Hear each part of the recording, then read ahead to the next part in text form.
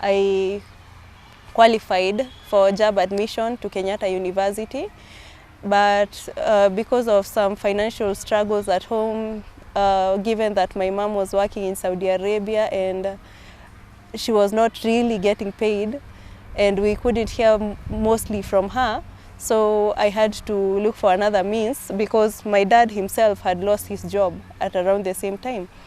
So I got employed as a house girl in Kahawa West and many other places just for me to try raise some school fees. But even as I was working as a house girl, I wasn't being paid the full amount every month. So by the time I gathered enough money to go to university, it took quite a while. So the struggle continued until 2013. And yeah, I was still working as a house girl, now in other areas.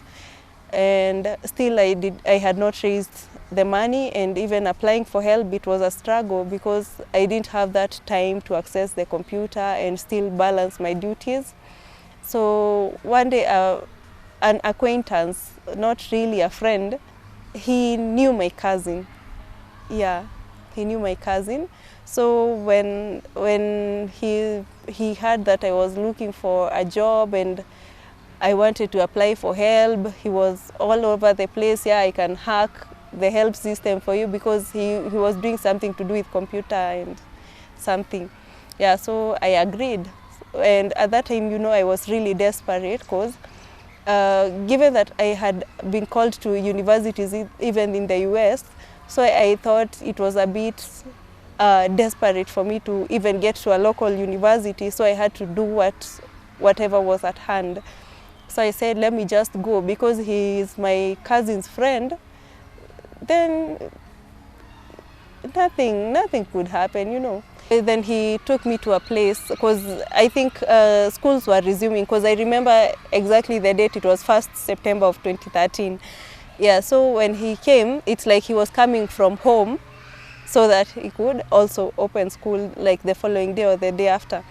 So when he picked me, we went to a very small house. It only had a bed and a mattress, no beddings, nothing. Like I didn't even have water to wash my face. Like there was nothing there other than the bed and the mattress. Yeah, so I stayed there. He was smoking, which I really felt was unlike the person I had met many years ago.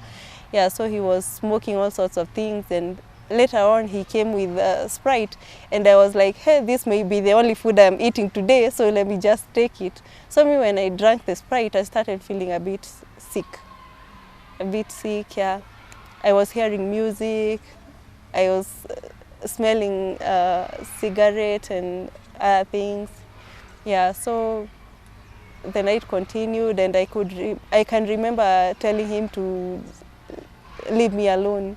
When I woke up, I was in pain, yeah, real pain, because I remember parts of my body were swollen and very red.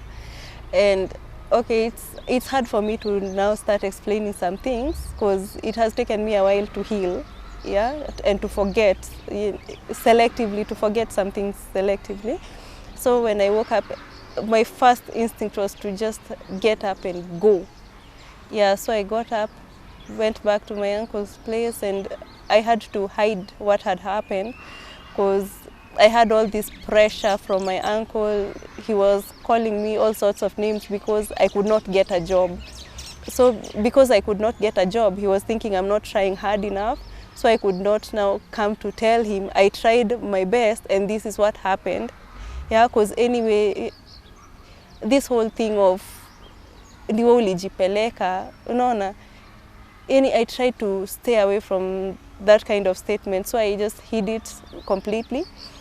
Most of them only came to find out last year when I posted it on social media. They only came to find out last year. So it took me a while to even, that whole situation, that whole pain and everything. So when I slept and woke up now the following day feeling a little better, I told my uncle, I have tonsils. Could you give me some money? I go to hospital. So I went to hospital, I explained, the doctors told me to file charges against the guy, but my heart was saying, I don't even want to see this person face to face. even if we have to argue in a court of law, like this person already has the upper hand, because at least him, he had the money to get into university, so already he has the upper hand. So I said, as long as I don't have HIV, a baby I can deal with.